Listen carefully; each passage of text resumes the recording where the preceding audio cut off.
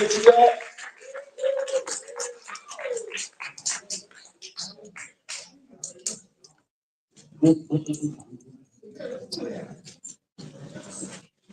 All right. Before we begin, I know it's late here, but people are going to be coming in and out.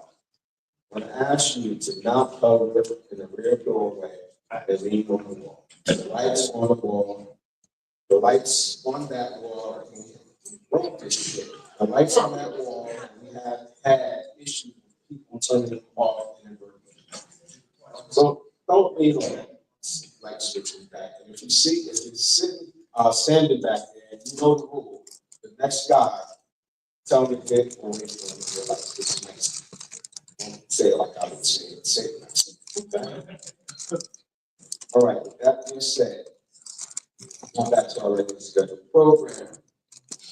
At SoFried, we believe Black Lives Matter. We support and believe the rights of our LGBTQ community. We believe every person should have equal access to living their best lives physically, spiritually, and artistically. We encourage you to be respectful of everyone's identity, and remember that every person on this stage has equal value. At Southern Pride, we judge poems. Now, tonight, you will see 4 teams of poets and 4 independent poets from around the country compete for a chance to perform final stage Saturday evening for Team and Indies finals. And those teams are Verbal Slab from Connecticut, Eureka,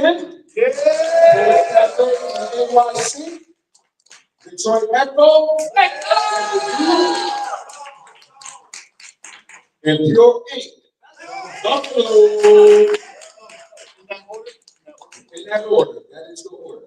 Verbal Slab, Yo-Yo, Detroit Echo, Pure Ink. And also, our indies for tonight. Give them love. Silent Night. Lee Black Ross. Shocky G. And Kimberly Arrington. And I must say that I just noticed that this now is all our region teams, and you have our region hosts. So let's keep this motherfucker rocking.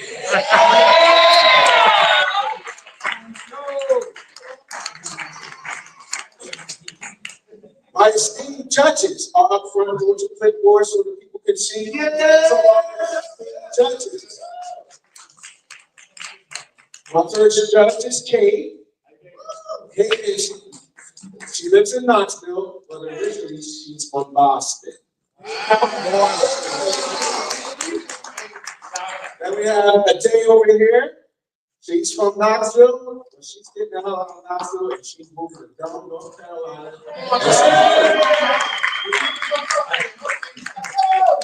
Then we have Jamie here. She's been bounced around about 11 times tonight, but she landed a home in here to judge, and she's from Winter Haven, Florida. So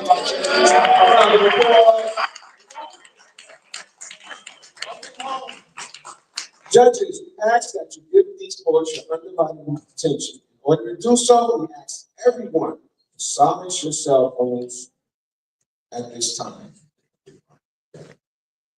In the poetry slam, there's no music, there's no costumes or props, and each poet will be performing original work. Poems may be up to 3 minutes long, but after a 10-second grace period, the performer loses points for going over time. You may see groups of poets performing team pieces. This is normal and encouraged. Some of the poets you will hear will deal with sensitive topics. If at any time you feel the need to step outside, please feel free to do so. This does not include you judges who must stay to accurately score the poems. Yeah, I think that part. At the conclusion of the bouts, this is very important. Slam masters, please, and indie poets, please come to the sports head table and sign off on your scores and your authorship of your poems need to be written down. All right? Y'all ready to get this show started? So, give me some energy. Y'all ready to get this show started? I don't think so. Nope, not yet. Nope, not yet. because the judges don't know what the hell they're doing. So, we gotta give them a calibration point so they can get into it and get that baseline for judging you guys, all right? So, without further ado, we got a vet in the house. He's going to be our sacrificial lamb slave on this floor, all the way from Detroit. Wally Boxer, sacrificial lamb.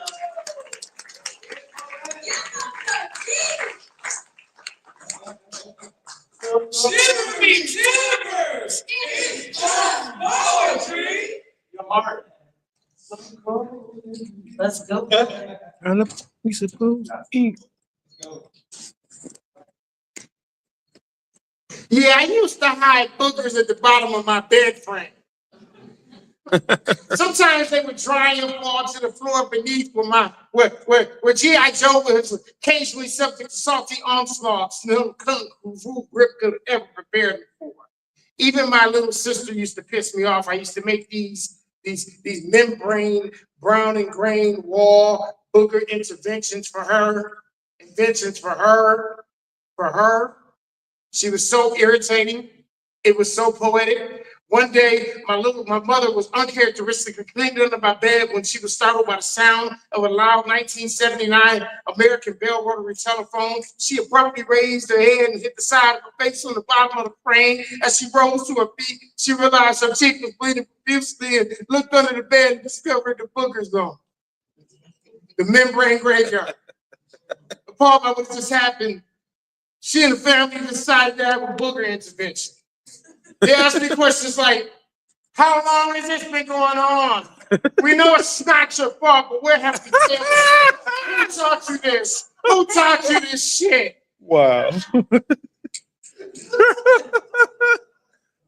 I looked at my brother and I said, you who hide rocks in your socks comprised of death, despair, and destruction, slanging chemical demon construction materials to living dead, and to you, they were just head with someone else. They were head of household, and I think you knew that. That's why you hid your shit in our sister Steady Buxton, and I had to hide the fact that she didn't have the flu last week. She just found your shit and thought it was candy.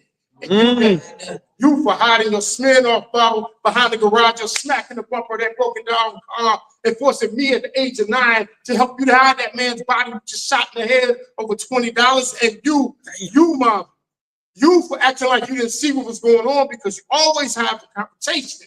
So you put on this fucking Mary Poppins persona and try to shield us from the truth. And I'm so confused because my entire life, I've been told that life's a bitch and the truth hurts, but you don't know it won't hurt you. But the truth is, life ain't a bitch. It's more like a family full of shit, yet full of love, complete with happiness, but riddled with sorrows. Will teach me not to hide, mama. Teach me to stand in the light even when I'm nervous. Teach me that soiled hands can be cleansed and even shame is temporary. Teach me how to convert my worst to my best, even when I have to pry my fearful eyes open because my entire nasal cavity has been excavated. And all I want to do is flick my insecurities and impurities across the room, let them land where they may. I encourage you to flick yours too. Let's have one big ass booger fight. Let's go to war because we're not hiding our shit anymore.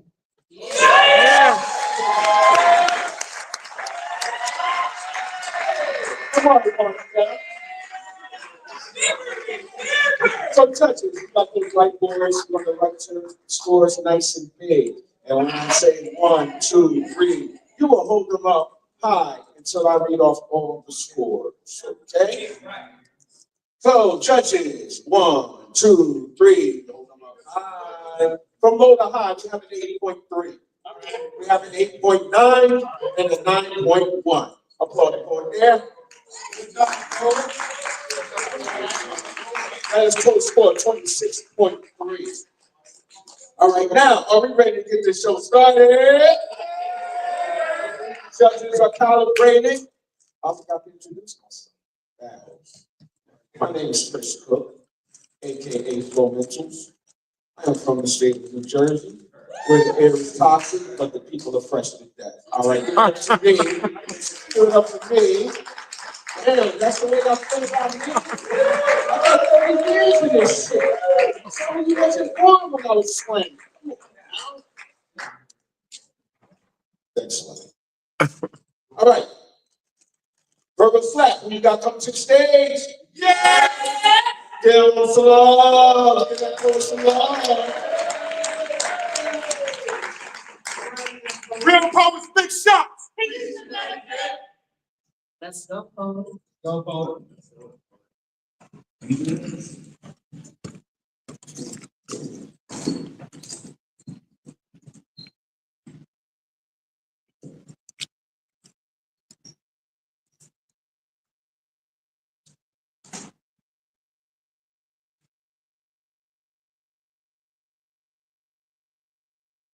Big mama, big mama, big mama was never meant for the petite, itty bitty titty committee type. This a title I earned, a term of endearment reserved exclusively for elbows qualified to make baked mac, potato salad, Sunday dinner, big mama, be the captain of Thanksgiving. A Coke bottle can only quench your thirst. This brick house will keep you safe.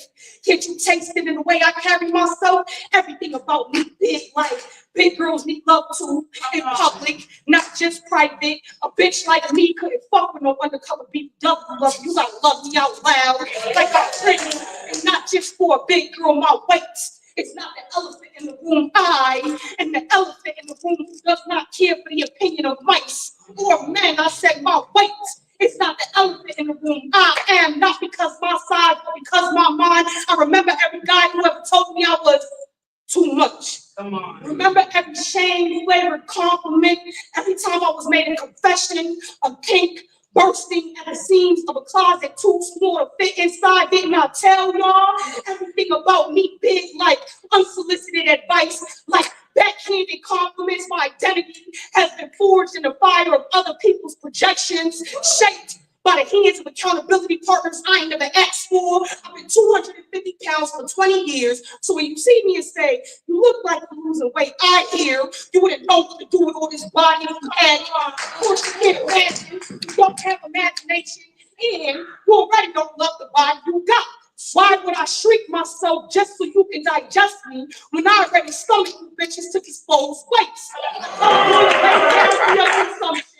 Don't want to reduce myself to something easier to swallow, to be in mind of the white man's math, a scale that never considered curves a source of wealth. When if diamonds are formed under pressure, I am the pressure, and this goes wherever the fuck I put it. Because when I enter rooms and make space, my body is not a metaphor, it's a meal, a motherland, a sacred place, a temple. These hips hold history. Like how I come from a long line of Sarah Berkmans, put on display for the way their shape takes no figure.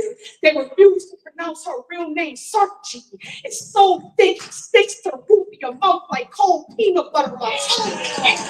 Everything about me big, cause I got the whole world in my guts. This belly be brief, be cortisol, be opulence, be big body bends, luxurious and in my own lane. Damn it, I'm pretty and not just for a big group. Yeah.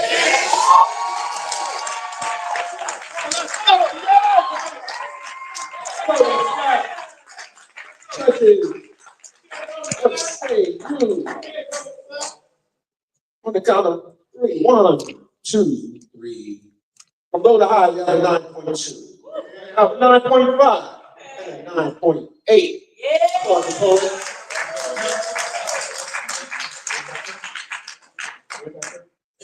28.5. 28.5. Do you read your post cafe? Who you got coming to the mic? Those who love for the group big.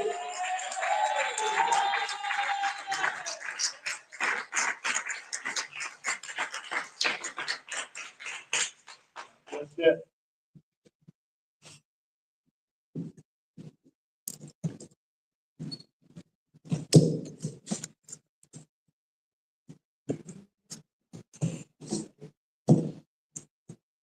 Let's go, folks. Come here.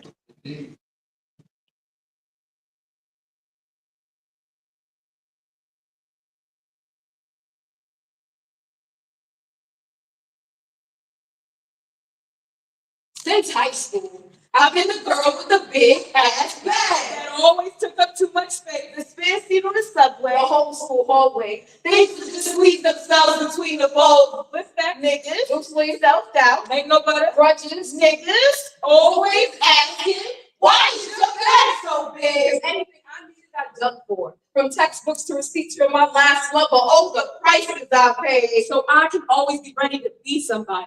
So I can carry a face someone will want to remember, but why is your bag so big? I gotta pack, stack the shit that belong to my son or my lover or my mother. I be carrying shit I think will come in handy for everybody but me. My purse is a burial ground, a secret chamber only my hands know the passcode for. It might look a mess, but it's my heaven. The way it keeps my chaos tough.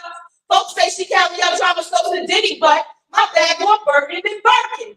Big trip, cause I'm driving the ocean. Real transatlantic shit. I got how I survived in this. Real talk, I come from a place where we keep bags for bags. Never worried about what you're carrying. Just because there's a bag big enough. To be a woman is to carry the weight of the world on one shoulder. So even I shrugs off balance. So even I don't know, all look like yeah, that's fine. You know it's real unladylike. To try and spread the load. As if you can carry the weight of every election in your clutch and still have a hand to pick yourself up by your bootstraps. I got that ding ding. Just taking that walk back, that kick back, something to make sure they don't say I asked for it. Like a good girl, bad bitch complex. Like a lady of BBL fantasy.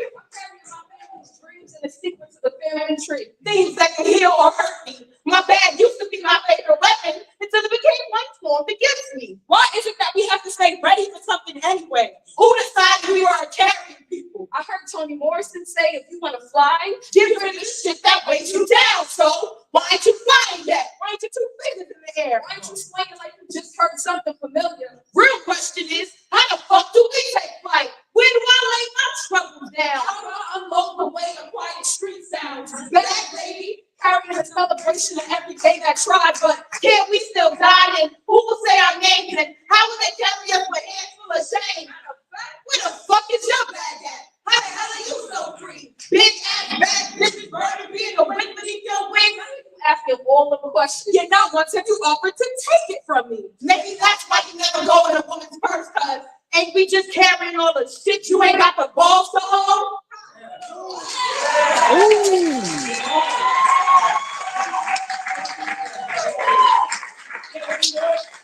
We can call that play. Let's say you.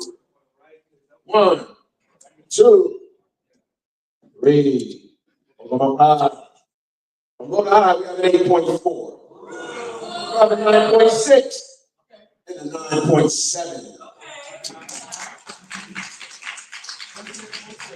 27.7 for New York. Detroit Echo, we got something to say. Give Detroit some love. Keep going.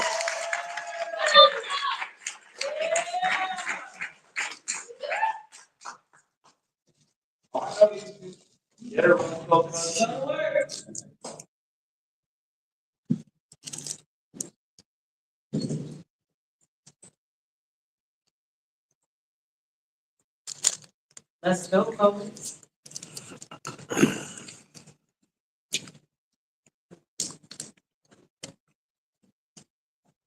Say, babe, when people speak of us, do you think they talk about us or talk about us? Like, is it, what a cute couple? Or what does she see in that man? Maybe it's, I love how they compliment one another. Or on contrast, I bet he lets her call him. No, I'm sure they don't think I say that. I mean, why would you put up with anything like that? I'm sure they get confused on why my boyfriend isn't white. Something like, how could she manage to get a man so tall, strong, and dark? Or how I found a smart blonde out in the wild. How many rabbit hole conversations end up with us? Nobody. By the end of seasonal conversations and queries of if you cook and with what seasonings? Is salt and pepper really not enough? What more flavor do you require? Us snow bunnies truly are a rare find. It's always rabbit season at our house. Makes this so much more exhilarating, exciting. How boring would it be to date someone of your own kind? Or complexion. Don't want to be with someone of the same hue. That's too simple. I want complexity to be the subject of humor, ridicule. Riddle me this. Do you think they ever talk about how you were genuinely a good person? They always seem to forget to mention it. I am the best or the better option. That is, it's obvious you have a reason to choose me over them.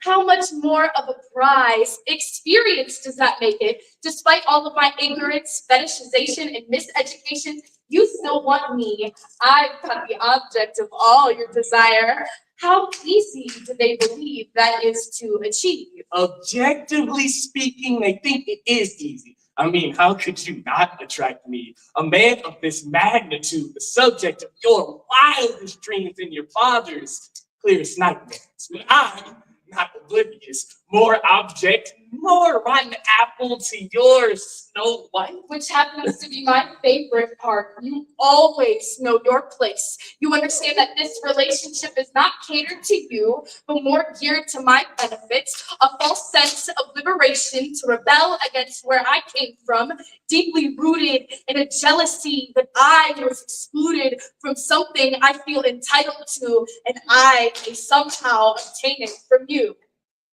There's no way they think that about us. Right? We would make some cute mixed babies, though.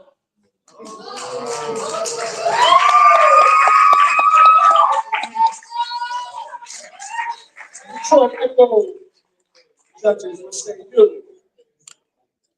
1, 2, 3. Move up high. Below the high, we have an 8.7. We have a 9. And we have a 9. 26.7 from Detroit Echo. Pure 8. Who you got come to the stage? Let me know. Pure 8. Give me some love.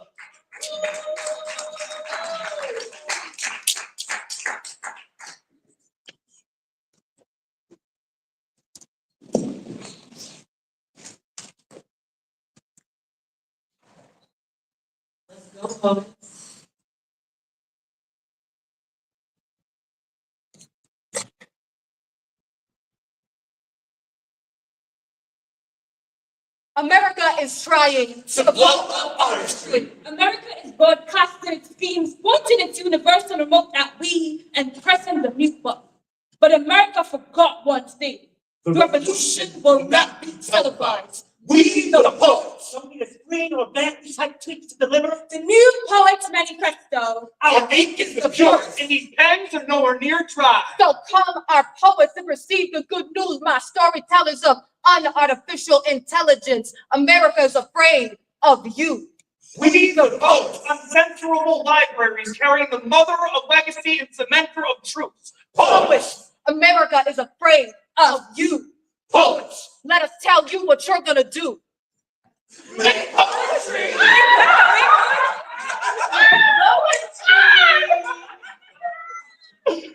Hell yeah, make poetry. Make poetry so black. Lady Liberty's gonna clutch her pearls, cross the street, look up at the sky and see 60 stars have always been rooted in a proud black sea.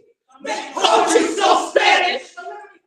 Tall, sound like Brooklyn, giving up. Boom, yeah, I love Brown, Yasco.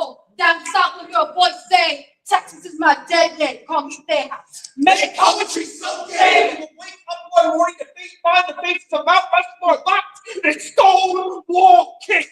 Make poetry so gay. The Library of Congress will redo its maps. Change the land back to Turtle Island. Make poetry so accessible.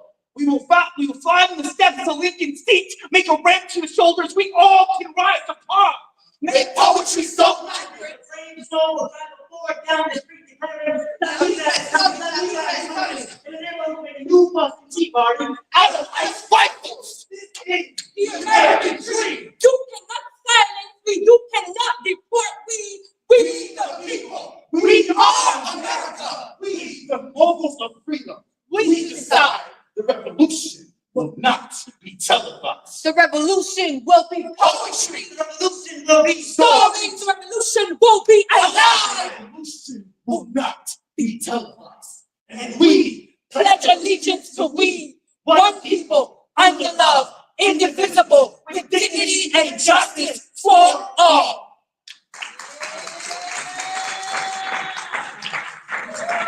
Rose flag. It's like pure eight, pure eight. Give it up for pure eight. Judges, 1, 2, 3. Below the high, we have a 9.4. We have a 9.6. And we got our first 10.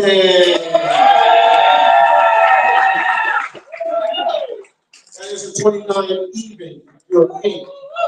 All right, we're going into our first ending. We give all our enemies love like they on their team.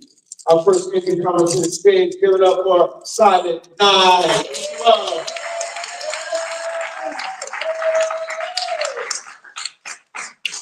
Big Bad Fire. Let's go.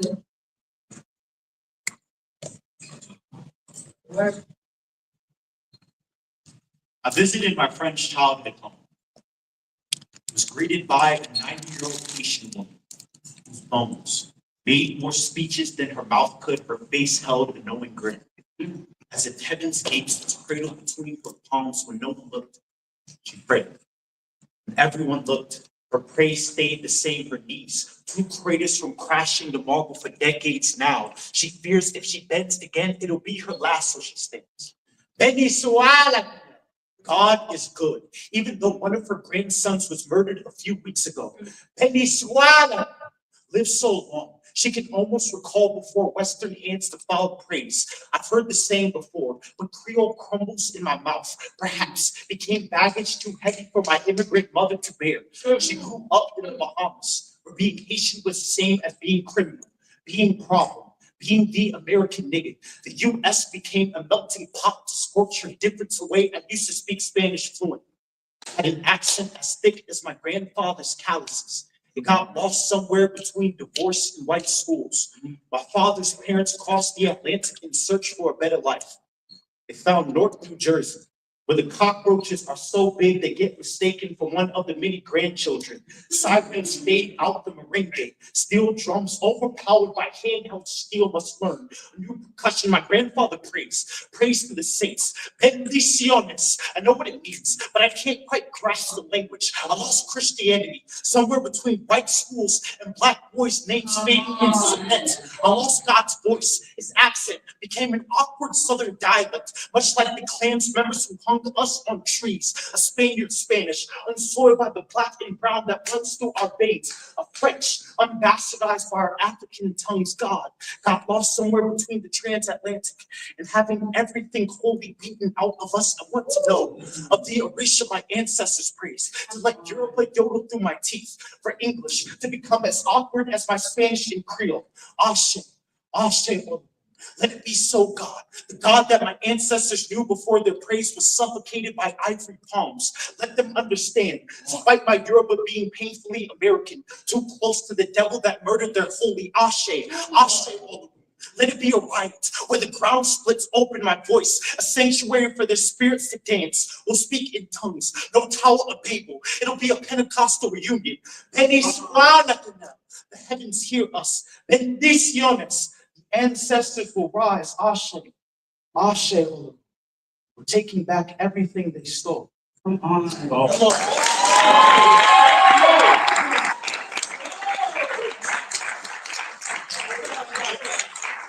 Silent Night, I'm going to speak poet. Judges, we say you. 1, 2, 3. Below the high, we got a 9.4. We got a 9.8. And a 9.8. 29 even for a Silent Night. We're going to move into our second round. New York Poets Cafe, we got to come to the stage. Girl, poets some love.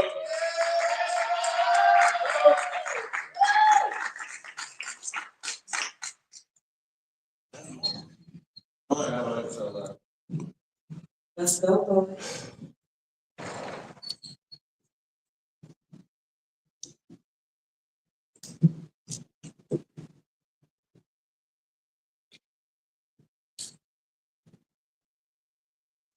We love you.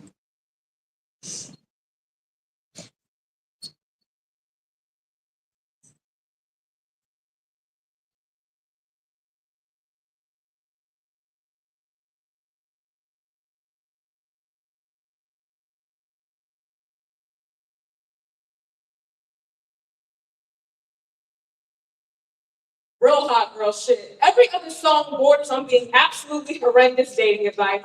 A baddie battle cry declared war on certified fuckboys. Vixen vigilantes vowing to leave balls on blue and blue text on red in one playlist. I learned how to make men feel like small gods. Alter my body, move those ribs, snatch this way, just to give them something to pray to and later pray on. Get in your bag, hot girl. Birkin body babies, one with the CCs, the LDs, the IVs. Show them you got that drip, hot girl. Beware. They will try to cuff you, claim you. You belong to no one, hot girl, not even yourself. Real hot girl shit. But hot girl's supposed to be the antithesis to loneliness, a synonym for snake. Real shot girl shit. Meg gave us an armor that couldn't even protect her. They paint bullet brackets from all of our Greek women, so used to walking on shells, and no one told us the real price of red bottoms. Real shit. Hot girls just passed around like restaurant reps.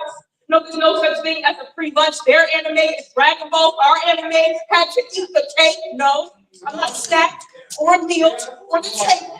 I'm a human target eating alive. Real hot girl shit. Nobody's hot enough to make a gun jam.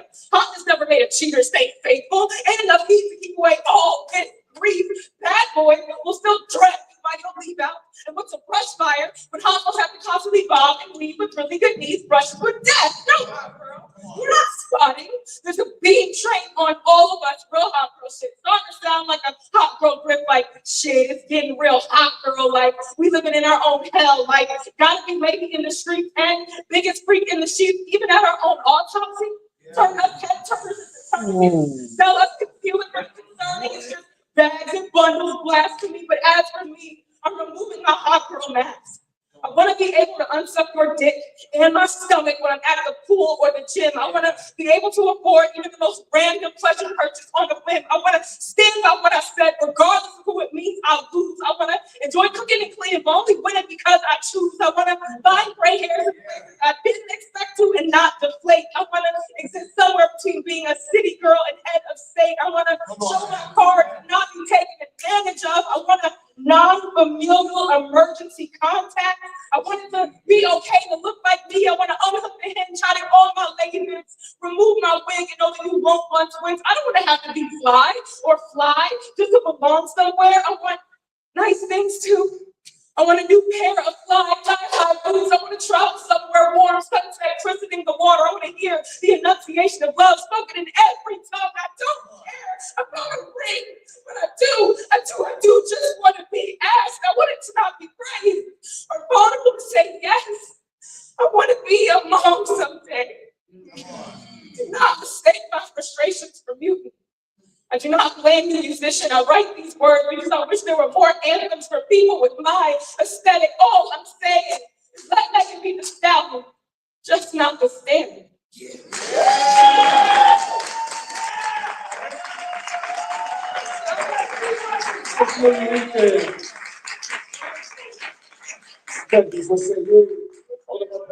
One, two, three. From low to high, I've got 9.2. Okay. 9.4. 9.8. 28.4. 28.4 from New York. Detroit Echo, we got up to the stage. Hey! That portion.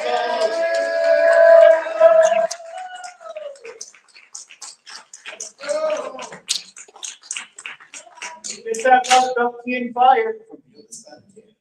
I know her. I know her too. She gave me some bubbles. Let's go, Bout.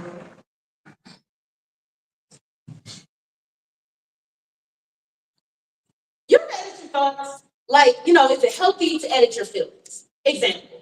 The other day, I really wanted to say fuck you to the rude old lady at the store, but she's old, and we were taught to respect our elders. But sometimes, fuck them elders, sorry, edit, replace anger, make it understanding, swallow your, this bitch got me fucked up on a Monday, and it's only Sunday, insert grace.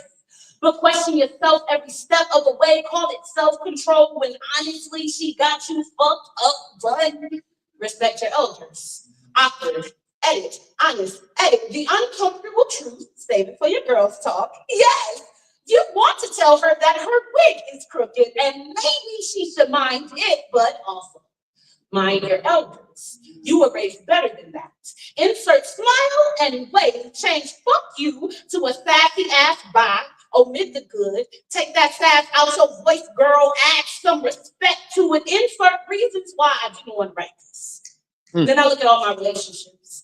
Count the times I scratched out my feelings, wrote my pain into understanding when sometimes folk really do be having me fucked up on a Monday, and it only be Sunday. I've inserted more grace than I care to admit. Wrote in walkaways in place of big slaps, called the anger management, became a pile of crumpled up feelings overflowing with edit, and today really ain't the day to have to edit my feelings, but still, I edit. And this is my dilemma. I can't decipher if I'm bending my reality, inserting alternative facts in place of chin checks. I keep calling you peace, but can't seem to erase the pain enough to feel it. Always caught between a fuck you and I love you in communication with family, edit, I mean friends, edit, I mean colleagues, edit, I mean this old ass lady, right? The irony, it was never about the old lady. I started editing myself the moment I started writing this. Like my feelings ain't valid, not even on paper or in my own phone. Question: where do personal boundaries go to die? Come on. Someone else's feelings. Because if they knew this was about them, it would kill them. In fact, would kill me. The irony, it still kills me. Question: where do self-inflicted wounds go to heal? Answer: to their boundaries. They don't bend this time. They don't take it on the chin. They say, fuck you, and keep moving. So to whom it may concern, I pray neither of us become the crooked-wigged, rude old lady at the store. That we mark each day with poise and grace, but just in case, from the bottom of my heart, I just like to say, fuck you. Have a great day.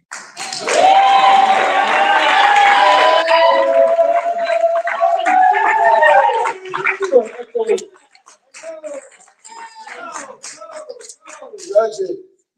1, 2, 3. Hold them up. From Long High, we have an 8.0, a 9.1, and a 9.1. For the poet, 26.2 for Detroit Echo, pure 8. We gotta come to the stage.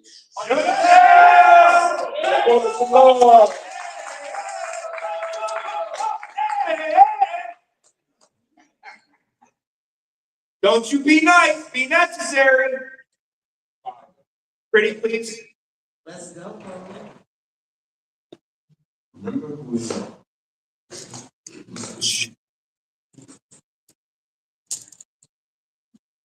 Damn, Damn. damn. Damn. Daylight come and me want go. Damn. Me say it, me say it, me say it. Daylight come and me want go. Have you ever been homesick? Fought your way out of the trenches only to miss the stench of it? A place with its existence locked in Pandora's box, keys lost in the abyss of memories. They say home is where the heart is, but when the heart sings, does that mean home is the burnt down apartment building downstairs?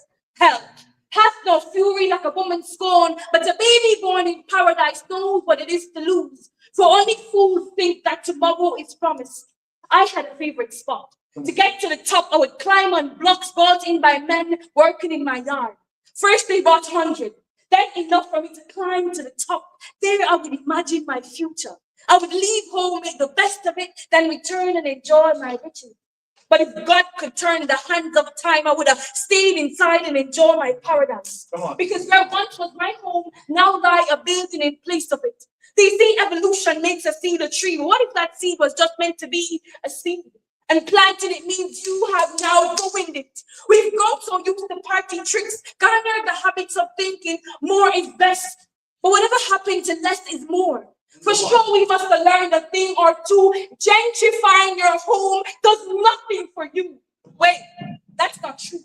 It turns traditions into new age tradition, culture into the latest attraction, sacred spaces into open places. Nothing is what it once was. Home is a 60-year 2-year-old family restaurant down the street. When mom doesn't cook, that takes us there for a treat. Mr. Sam greets at the door with the familiar spirit he's known for. Choo, choo, choo. Ice cream on a Sunday. Cup of corn. I just want cookie and cream. Sunday evening shenanigans. Oh, I miss you so. Dale, Dale. Daylight come and me want go. Home is lost, forgotten, and can never be replaced.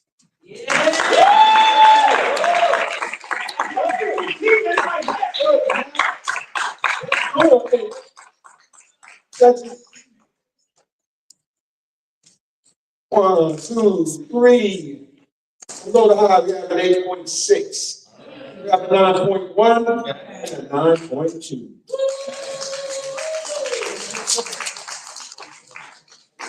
26.9 for that poet. Verbal slap. Y'all come to the stage. Give verbal slaps for love.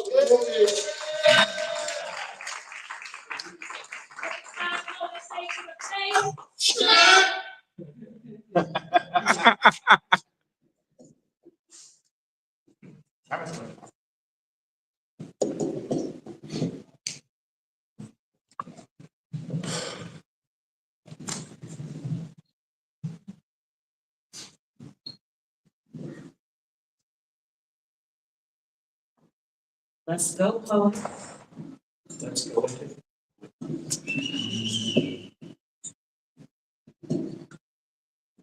Remember who you are.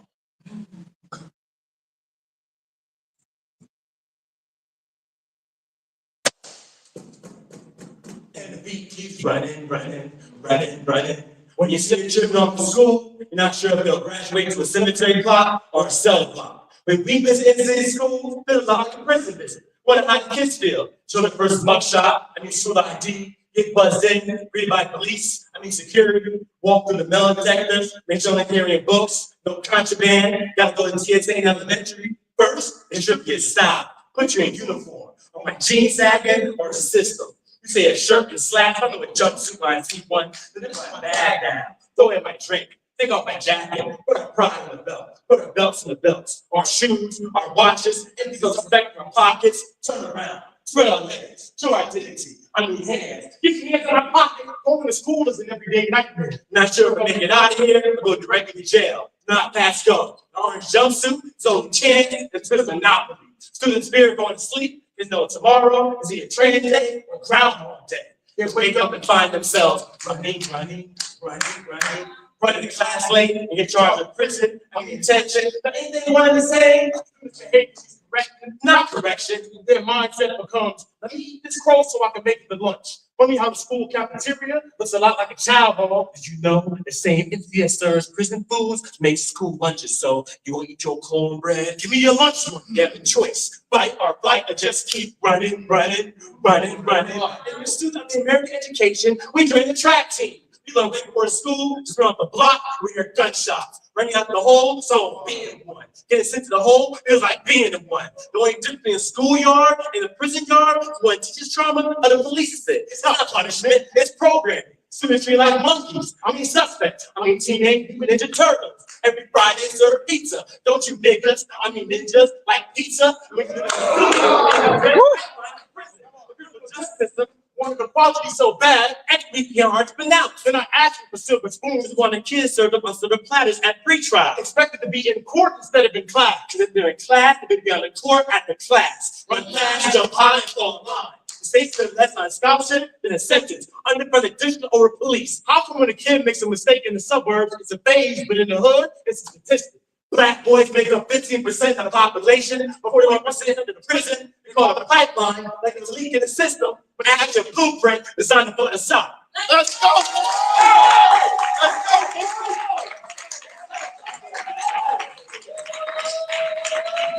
Let's go! Project percent music. Boys. 1, 2, 3. Below the high, we have a 9.4, a 9.6, and a 9.6. Okay? That is a 28.6 for verbal slap. All right, we're gonna go back into our indies. We're gonna have two indies this round. Coming up first, give love to Levi Frost. Come on, give him more love than that. It's an indie right here. You better drop it, you know. Let's go, poet.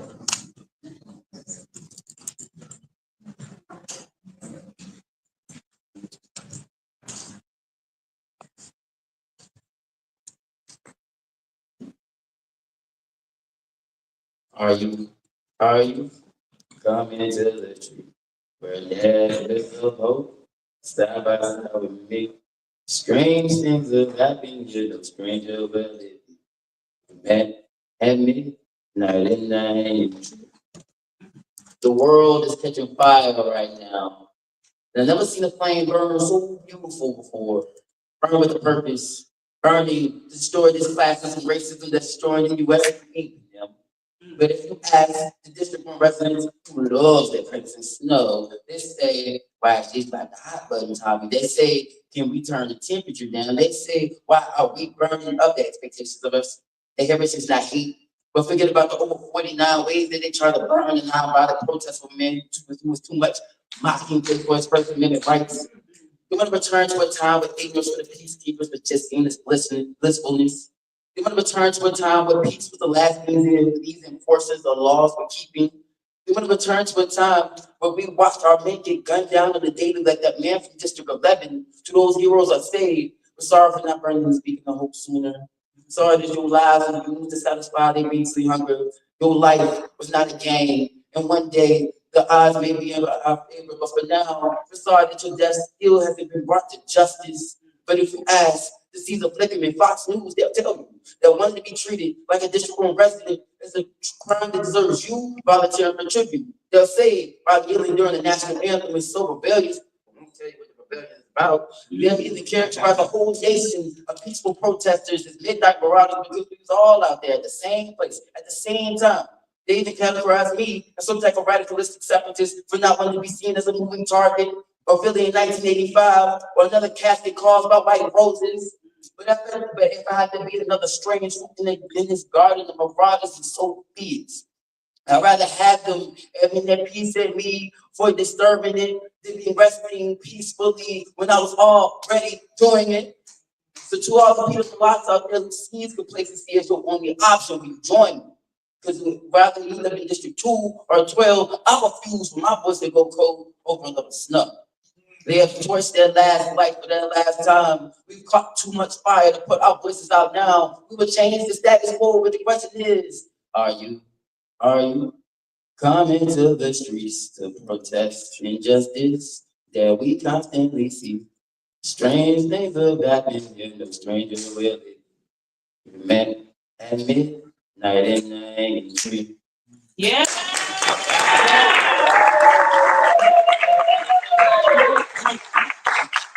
Levi Frost, judges.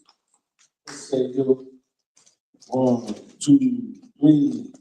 From low to high, we have an 8, an 8.8, and an 8.9. Well, please. 45.7 for that vote. Next thing coming to the stage. Give it up for Shaki G.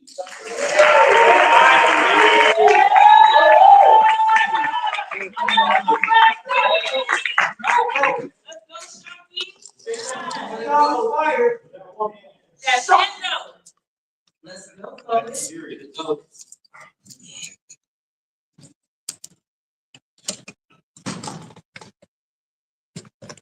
Used to be, I could make a church out of a whiskey bottle each night, praying to a porcelain god, prayers unanswered. I fell in love with the spirits, which is to say, I caught the holiest of ghosts, my Father, who art in heaven, or probably never made it, handed down his addiction like stone tablets, standing on the mountain of my adolescence, sobriety, slithering its way through my garden of inebriation, selling me coping skills as if it was the knowledge of good and evil, convinced me if I am surrounded by angels, then this must be heaven, or close to it. Never mind that we are all fallen, stumbling our way to the pews of this church. See, language is a funny thing. To a Christian, I have not been baptized. Therefore, I will never be saved, but I have been drunk on holy water. Drank communion wine till I was covered in blood. Woke up next to Mercy dressed as Mary Magdalene, and ain't that the same? I got married in a graveyard. My lips were screaming till death do us part. It sounds more like threatening vow. My friends say, I lost God. The church meets on Thirsty Thursday. They mistaken beer pong for Bible study, slurred speech for sermon, the lines and their suicidal risk for stigmata. Ask me, how can I be atheist when I know God exists? I tell them, I can't pray to a God that refers me on my knees when my hangover don't feel like resurrection. No matter how much Red Bull I pour in that vodka, it will never give me my wings. So I've been trying to turn this body, that temple, from a dive bar. Because I'm tired of making churches out of plastic bottles as weak as my face. And yeah, I met God. In all the places he wasn't supposed to be, and lost myself. So now I'm trying to make a space for both of us. And I stumbled upon this stage. And don't this feel like church? And can't the church say, hey,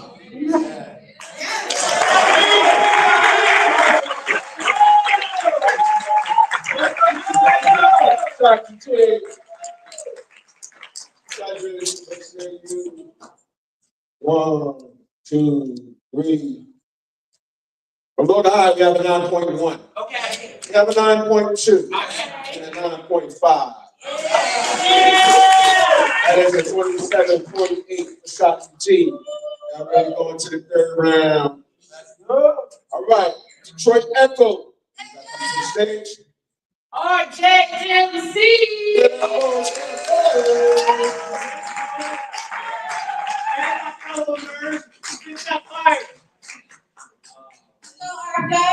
Good work.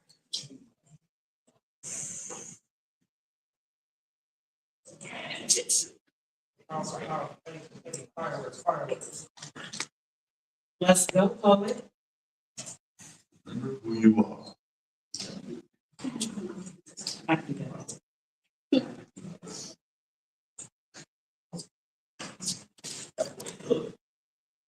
I'm not a scientist, I swear, but I have this theory about my veins or the course of life. You see, at the age of 5, my mother and I are sat at the doctor's office, getting my shots for the first time, and as the nurse takes my arms in her hand, she says, "Ooh, baby boy, you got some good veins." Staring back at my mother in utter confusion, she says to me, "It's the sign of a healthy life."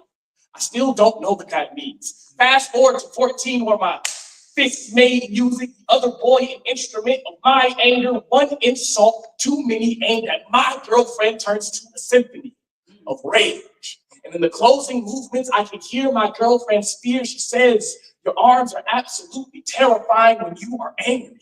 Your veins scared the life out of me." The irony, my Bruce Banner experiment now serving as another example of my existence, most notably. At 16, my father reaches out to hold me for what may have been the last time. He says to me, "Your arms remind me of mine, for I made a bunch of bad decisions."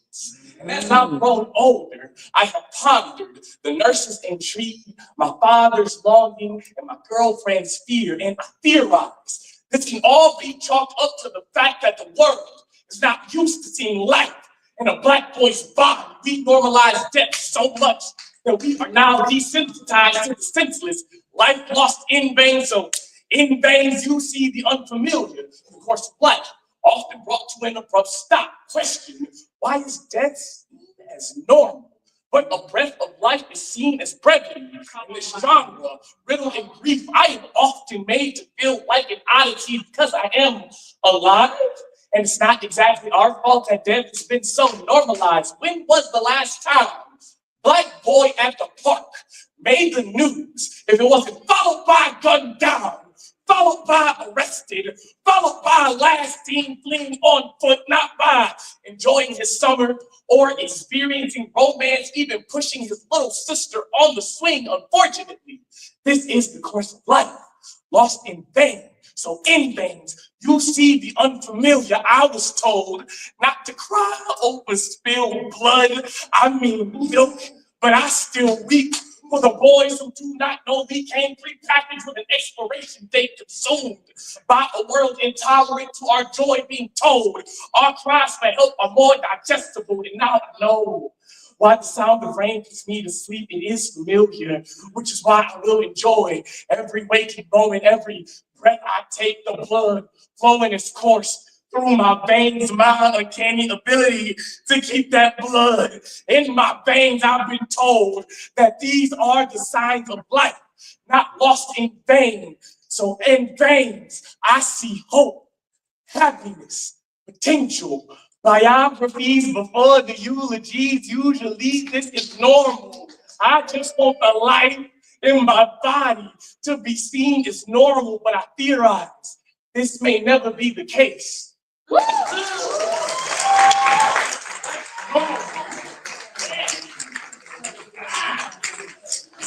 Detroit Echo. Judges, what say you? 1, 2, 3. Below the high, we have a 9.2. A 9.2. And a 9.6. For the poet.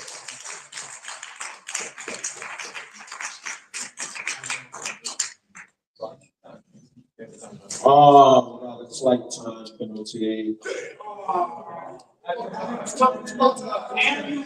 Time. I've got half point 27.5 up there for applaud the poet.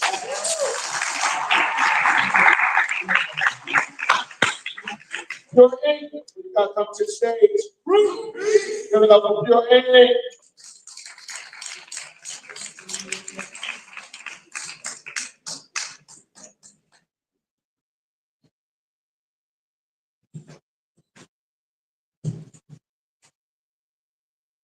Go poet. Let's go, poet.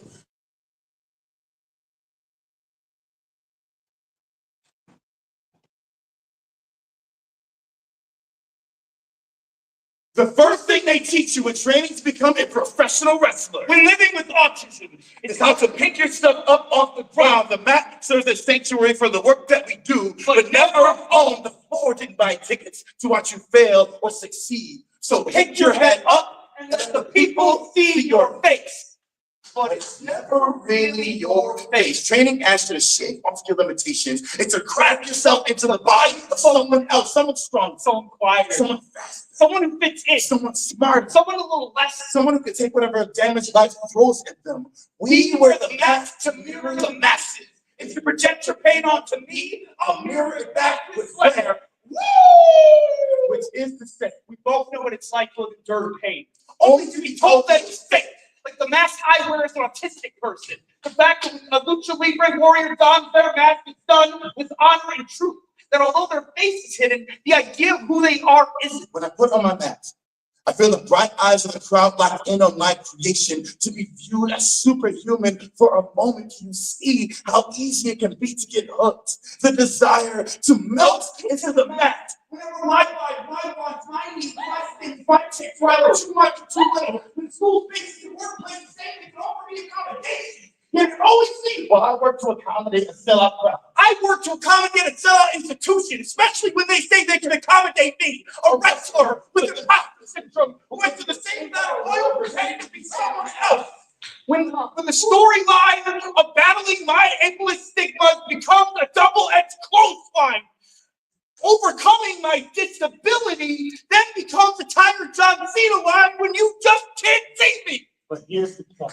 It all hurts. You can't fake a violence. Just like you can't fake a breakdown in a schoolyard in Brooklyn in PS222. Not only did I watch my first cage match, I was in it. And I did special stipulation for the only special needs kid in the class. This next bout is scheduled for one fall. The 3-on-1 handicap match with No one called for help. All they did was cheer. Beat the artwork. Beat the artwork. And even though the art didn't stand for repetition, it's still a rhythm circling through my mind. What? It's still a rhythm that circles through my mind. What? It's still a rhythm that circles through my mind, getting louder and louder and louder. Listen here, brother. Now they enter the square circle with the words of prayer. And we will show you the difference. That I never wrestled with autism. I wrestled with ignorance. And that shit is real.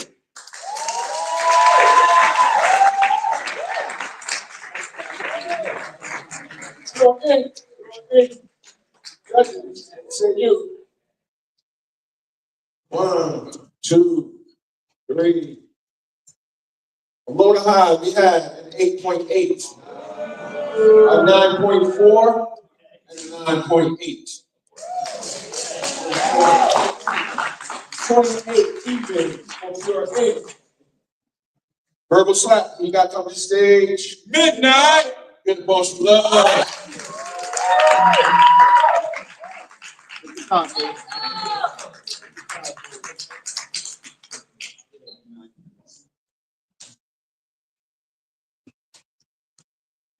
Let's go, poet.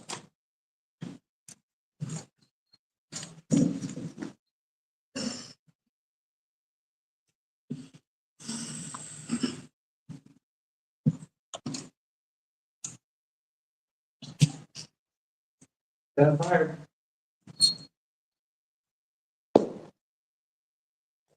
My father was the worst photographer in the world. He tried to crop a headshot of my mom with a gun aimed at her face. He spoke the love my mom through the barrel of a can. Funny thing is, guns and cameras are too much alike. No, seriously, guns and cameras are too much alike. You point, aim, shoot, they both fire. One keeps memories, the other takes them away. Let me ask you, that's more bang, a 9mm or a 35? It all depends on the subject of this point target. Cops, officers are trained to use guns. They're quick to point and shoot by the camera.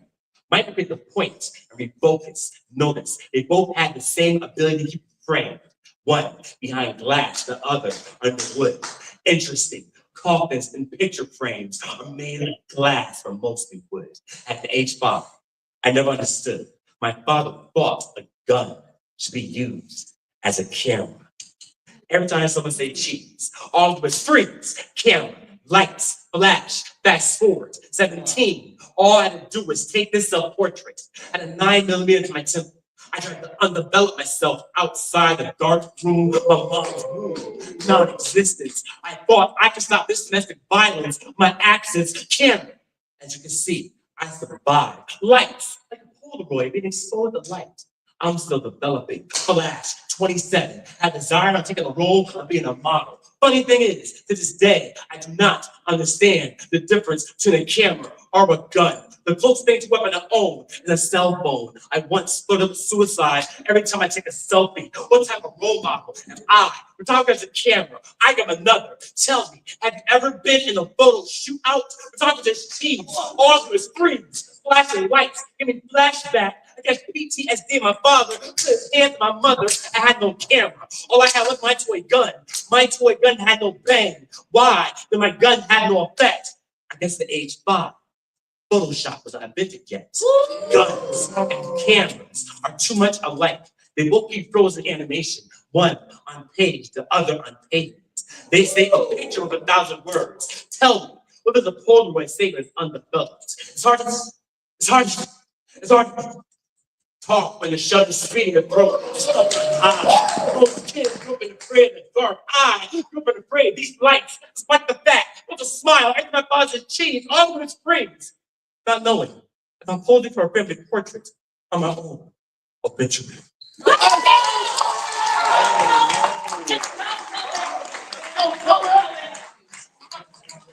Verbal slap. That's my friend. What? That's my friend. From low to high, We had a 9.6. Yeah. 9.8. Yes, sir. That's it. That's a 29.7 slap. New Eureka, we gotta come to the stage. Ooh, get that horse.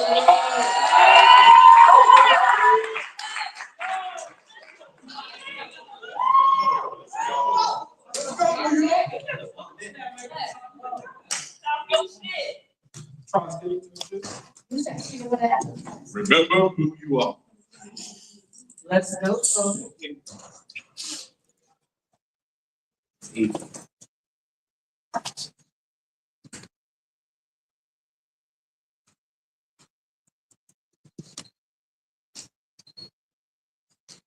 After Charles Dickens. When graduating college, I was so desperate to leave my father's apartment in Passaic, New Jersey, that I moved back to Brooklyn, New York to live in the apartment of the ex that knowingly infected me with HIV. A tale of two cities. It was the best of times, it was the worst of times. Pops never asked where I was going when I leave, and this was no different. I packed a duffel bag, socks, drawers, and medication, and woke up in his bed again. I left the home of the man who gave me my blood and returned to the home of the man who gave me my blood. It was the age of wisdom. It was the age of foolishness. I feel kiss the back of my neck in the dark. I was supposed to be on the couch. This was supposed to be temporary, a goodwill to help me get back on my feet. He owed it to me. It was the epoch of belief. It was the epoch of incredulity. While alone in his apartment, I was daydreaming of what my father owed to me and how pitiful it is. His son felt his best resort was to return back to the site of the crime scene. Even his bed holds me differently. The other night, I asked the man how he still want to have sex with me, and he just smiled, closed mouth and scared. It was a spring of hope. It was the winter of despair. I was 22, the greed and disease, looking for a way out. So I found myself a way back in. I told myself I loved him. I told myself mistakes happen, even though this wasn't one of them. We had everything before us. We had nothing before us. This was my survival strategy, but I still don't know exactly what I was surviving. The blood always finds me. My mother said I look like him. The doctor says he's spreading in my system. If the walls in those two apartments could talk, they would say everyone wrapped inside of them was afraid. When I told my father I was HIV positive, he just said, "You don't think I don't notice you're not bringing girls around?" When I told my ex-boyfriend, he just said, "I'm here for you." Calm, like a silencer pressing against a bullet wound. We were all going directly, we were all going directly the other way until the two cities. Men I no longer talk to, but still roam slick trips and streets in me. It's still today. Forgiveness is the only vein I allow the nurse to draw the blood from. I forgive because it's easy when you know you're living the life you're supposed to be living. So this is for my blood siblings. She, he, they who survived the mid-cycle that got gritty and pushed to the earth's edge. This is the tale of your kingdom. May a bigot lose their voice the next time that you come. May your seed seal the sun's fracture because you were always the skyscraper. You were always the skyscraper. Demons told me HIV is God's punishment for my kind of sinner. So I became a blessing, just a stunt on you.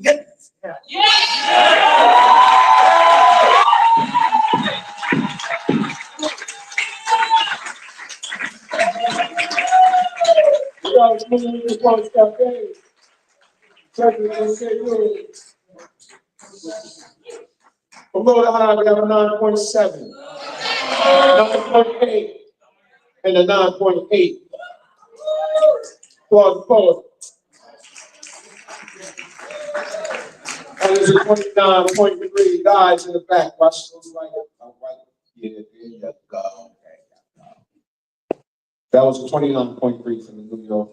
All right, we're gonna move into our final indie poet. Give it up for Kimberly Arrington.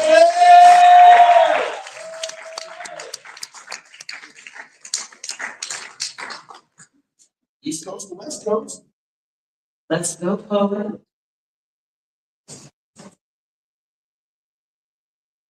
You may not find my mother wearing a bandana, riding bareback on a horse, waving a machete, shouting out, "These motherfuckers will die!" You will hear her saying, "Yes, please, thank you, and I so appreciate it." When I was young and so excited about being in the leadership of the Black Student Union and yelling in my mother's living room about the revolution, she told me to shh, they'll kill me. I ignored her, thinking she's telling me to sell out, to sit down, never for once considering how many Black bodies had swung and fallen before her eyes in love. My mother was teaching me to survive. My mother taught mathematics to hundreds of students for dozens of years, telling each one of them, "You can do this," helping them get from point A to point B and earn some money. You tell me that's not revolutionary. The revolution doesn't have to be loud, it just needs to bring change.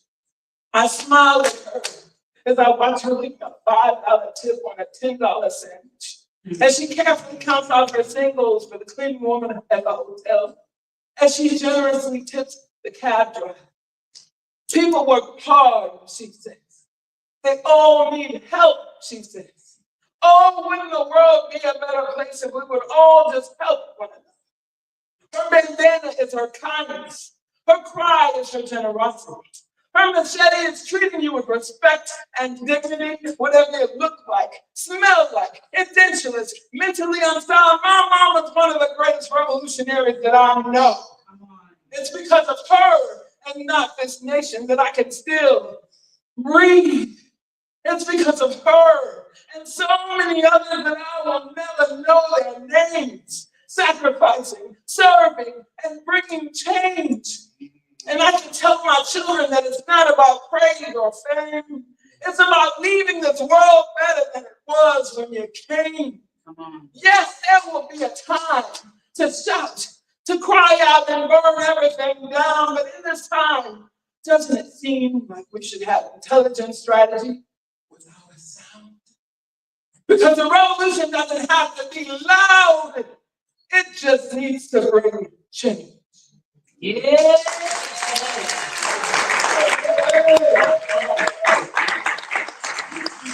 Kimberly County, our final over judges would salute. From low to high, we had an 8.5. We have a 9 and a 9.3. Applause for three. 26.8 for Kimberly. All right, now moving into our final round. This is for the juggler. All right. Pure Ink, you got to come to the stage. Get up, boys.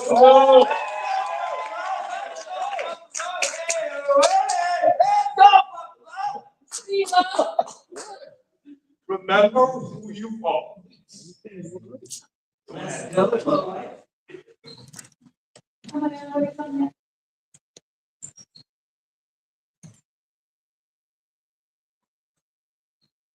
Father, forgive them, for they know not what they do, for this stage is haunted. Even the most charismatic casket is still a casket. Even the best written Black poem can turn obituary and make a profit, like the stage with Black death just to produce a point. Why is it that whenever I hear a Black poem, it's always about death? As if a seance is the only way an audience can see me. Like I'm not haunted, dying on this stage here for points. Your wordplay is a firing squad to my melanin, and you're killing it every night. Call it blood poetry. Congratulations for collecting a 10 when you introduced my memory to the 9. This Black poem had to be a eulogy to the life your pen never offered. Like you and death are pen pals, and Black lives are your mutual friends. How badly I want to tell you that death and I are not acquainted just because we grew up in the same dress code, we look the same. Because we share the same hoodie. Similar enough, the painting is the same death that man has been trying to conquer for centuries. The ones who claim not to see our skin, just a skeleton in a hood and feared for their lives. Did you know that Black lives matter in poems too? That walking through those doors alive, only to hear that I'm one of the lucky ones, is the most defeated form of victory there is. So this is the moment someone told me my poems aren't Black enough. Said they like it rough. Said they want to hear poems about the life of a black man. Like mine just enough. Black man doesn't know about raising the sun. That peace of mind is just jumping the gun. Black man doesn't know what it's like to live a full life to this death. And struggle written in your genes, but your poems are about having dreams. They're that past us hoping. Ain't that the most melanated metaphor of a simile you ever wrote? Now, write about getting shot in the streets. Write about the ghosts of the company you used to keep about slinging rocks. Give that positive shit a rest. So I guess I'm taking requests. What do you want to hear? See, I know that all poems must come to an end. So my story must be about death. Should my bones be the ones to tell it? Does any life to my story? Should it come from my heart? Should my history flow from the blood my ancestors breathe into my lungs and deliver to those who have never heard the rhythm of my heartbeat? That rhythm that gives you courage to breathe, courage to dissociate this rhythm with the blues to remind you that poetry is a reflection of our truth. That's right, naturally. I learned in nature that a creature has to evolve in order to survive its own poetry. So evolution is survival in our art. It's Leroy catching a white man's bullet with his teeth. It's the eventual thick skin of this Luke Cage deflecting bullets from the Harlem Heat. It's T'Challa realizing he can't do it alone without the Dora Milaje. Evolution is realizing we are not alone, are we? Bring black bodies back to life. And your music, your words, in your art, in your heart. Don't write poems about them. Write poems because of them. A black boy living and breathing boldly into space, not an exception. An example when we decide not to make a martyr out of the melanin we embrace, and I embrace, that it might prevent you from making a killer. I know. That's the point.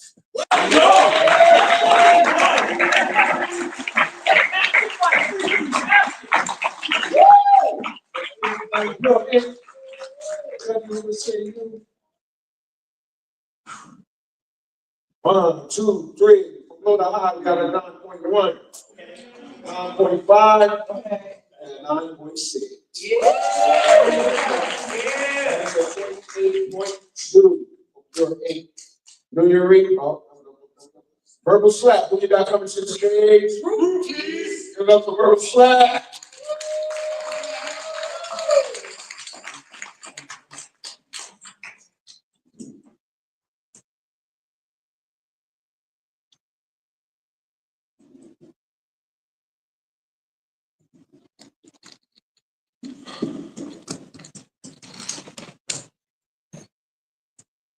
Let's go, Chloe. What poem would he say? Everybody want to be a nigga till it's time to be a nigga. Introducing the Black Culture Adopter Agency as seen on TV. Are you feeling uninspired? Is your rhythm off beat? Do you crave some seasoning but don't know the spice of your life? Well, boy, do we have a solution for you. Call 1-800-BLACK-ISH now. For just 3 easy payments of reparations and accountability, you too can adopt a carefully curated slice of black culture. That's right. Call the brilliance. We've got articulate light skins, beautiful brown ones. See, just like purple niggas out back that show is strong. We've got whip packs. We'll teach you how to play spades and train blades. Nightlife starter packs include Hypnotic and Hennessy to help you unleash your incredible heart. Hookah is included, but you gotta make your own too. Cookout crash courses, know to go Tupperware, we just stack plates. Must have the appropriate elbow fat ratio to make the potato salad. Criticisms are not acceptable. We got dance tutorials. We'll teach you how to Billy Rock, 2-step, and even with 2 left feet, you'll be on beat. Twerking results may vary, but wait, There's more. Call next 1 years with an complimentary history lesson. Because some things ain't the same. Now, before you go inside that culture convent, just know you can dance to our music. dip your toes in our struggle. Twist your tongue around our slang. You said the N-word not included. This is Generational trauma, not privilege. adopt our kids but can't manage their hair. So you will have to run a system to teach you how to braid. Uncomfortable, get in line. Now you know how we feel. You can't design all rhythm, but not all black or blues. Call now or don't. Side effects may include overdue enlightenment. And a sudden urge to mind your motherfucking business, bitch. You must exercise your white fragility, but it will depend on your ability to withstand being deemed angry. Even when you're not mad, it's exhausting to carry this country. What about that of you? 40 acres? Nigga, please. Now, you can expect urban colloquialisms such as. All right, so boom. What had happened was, blase blah, whoop-de boom. And yes, queen, no, niggas not included. But though it's not a PTSD, complete sirens are signing. Introduce you to redlining and gentrification. 1 cup, one neighborhood at a time. Starbucks. On the same corner as Starbucks book. Reminding you, Coffee is less than a cash. Drink up. America runs on bullets. Black Culture Adoption Agency is only a 1 in 10 chance your child will go pro. But a 1 in 4 chance they will go to jail. don't worry, the government give you standing for bail. Come on down. Once you successfully appropriate our culture, There's a significant chance we label dope or lit and finally be able to get jiggy with it. we got everything you need. We can buy into our blackness, but its color ain't the same.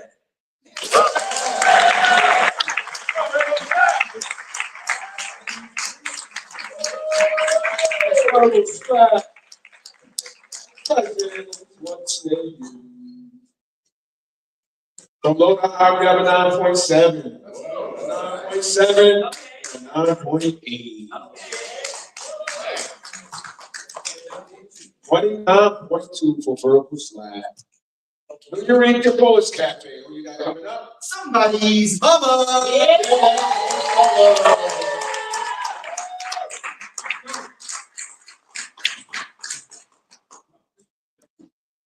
Let's go, poet.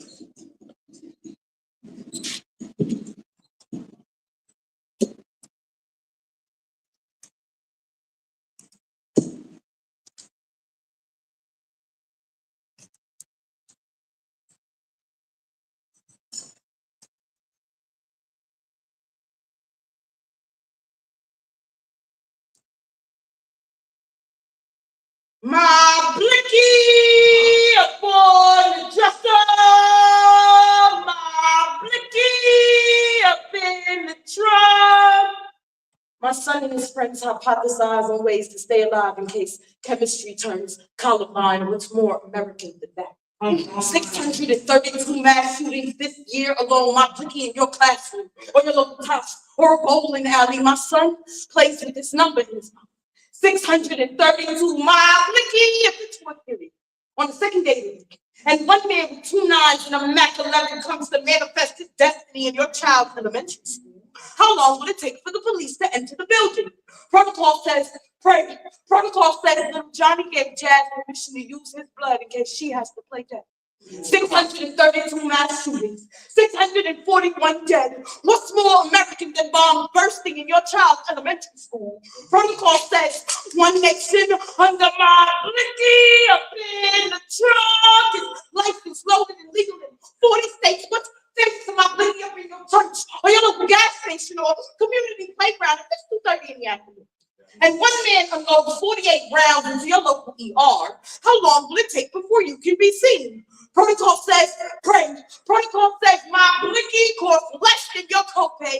649 mass shootings this year alone. What's more American than a body count? Protocol says, indivisible with liberty and guns for all. My son plays this number in his mouth. 649 my blicky.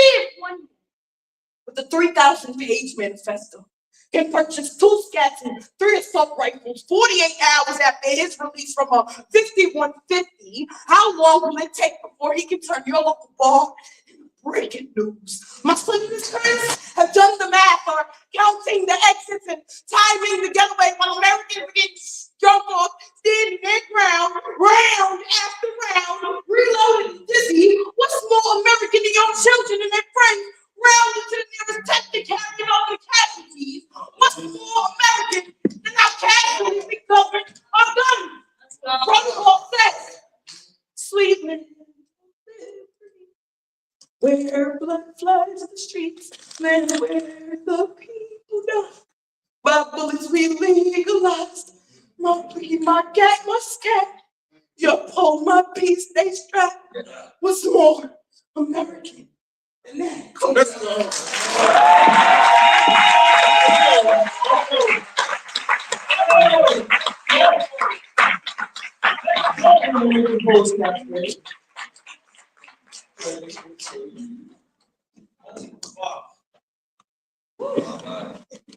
From low to high, we have a 9.7. 9.8. And we have a 10. Come on, 25.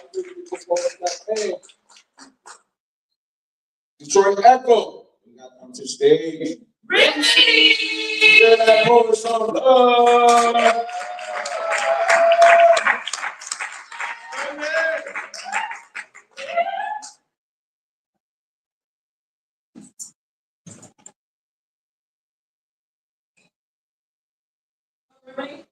Let's go, poet. Show them who you are. Please.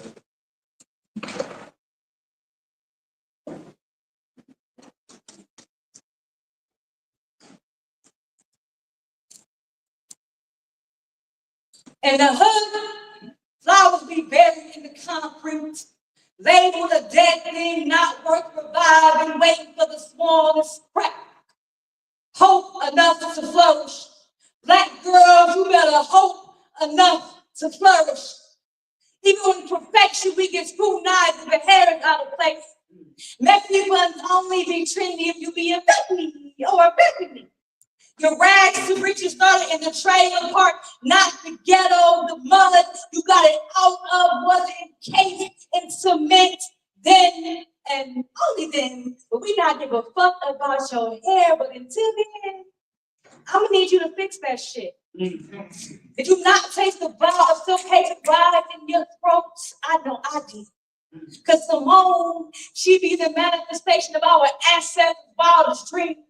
Make believe made reality the closest thing a little black girl will ever get to flying, especially one who is supposed to be involved in a system that will never give a damn or a fuck about us and be worried about her hair. So I guarantee, proclaim to anyone who might be listening that we need positive representation, then turn around and be the pop that scream black. Come on.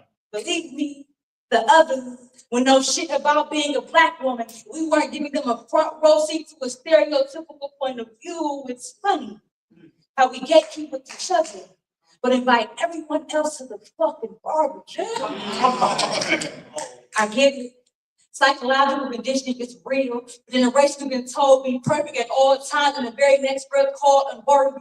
Declared not enough by those who covet our culture, only deeming it valued after they have picked apart our blackness, bleached away our blackness so their whiteness still shines through, discarding the rest like strange fruit, like we're the rotten ones. When they always control the narrative. Get triggered by words like appropriation, the Karen or racial slur as a nigga with the hard ER followed by you, black, is in lock and loaded in their diaphragm. Coin phrases like reverse racism to minimize our struggle when the word they're really looking for is biases, but that implies we don't have a reason to feel some type of way, so never mind and fuck you. Y'all just gonna listen to the blood off your hands while whitewashing us out of history, so I'll never understand the logic behind when you become the things you hate or giving birth to the thing you despise, like your biracial daughter won't grow up to be the black woman you not so secretly resent. Newsflash, taking black dick doesn't make you any less of a bigot. It makes you a black girl interrupted, but she will find her way home like I did. Like we all do, because we be embedded in the scripture, the craving of humanity rests in our DNA. And when God said, "Make my image," you can't really believe that she was talking about white.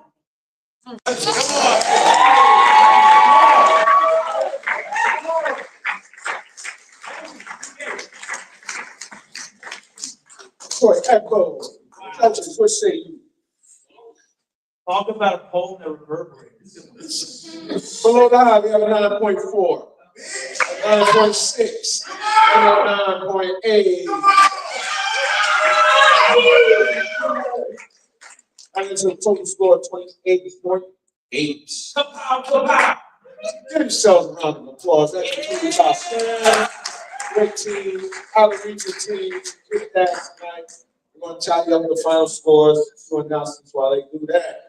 Don't forget, you got the erotic slam tonight, erotic open mic, I should say, hosted by Ashley Ponder. That starts at 11 p.m. See, I got you guys out the fuck out of here, man. It's something just at our house. Whatever that is, just over here. Everything's past the mark. I'm like, yo, just walk past the mark. Yo. So it's over there. That's about it. Good over there. Oh, give it up for my peoples over here. Got chopped. And we got peeps over here with the finger on the stopwatch. Thanks for the help, guys. Oh, I'm sorry. Yes. Kate, Ade, Jamie. Thank you.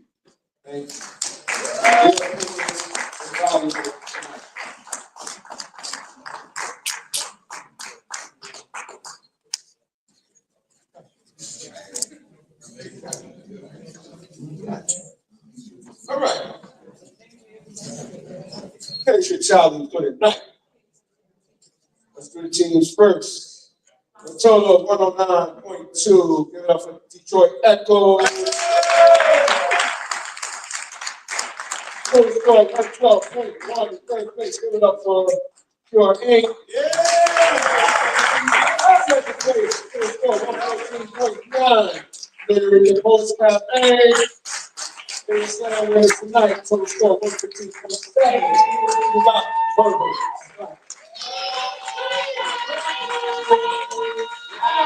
Now let's do the Indies with a total score of 25.7. We got Levi Frost in fourth place. And total score 26.8. Kimberly Harrington, third place. 27.8. Shotty G, second place. And your Indie winner tonight with 29 is Solid Eye. Thank you guys. You out there around the stand, pick up the garbage. No garbage on the floor, please. Slam Masters, don't leave. Indie Poets, don't leave. Indie Poets. At the table, please.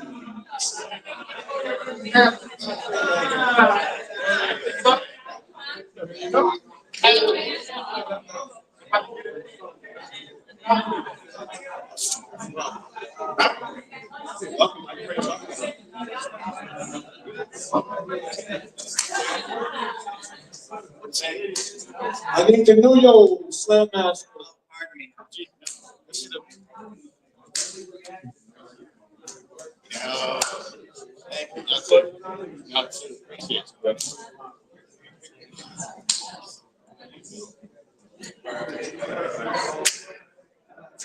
Berkeley, need you up here. Come on, Jay.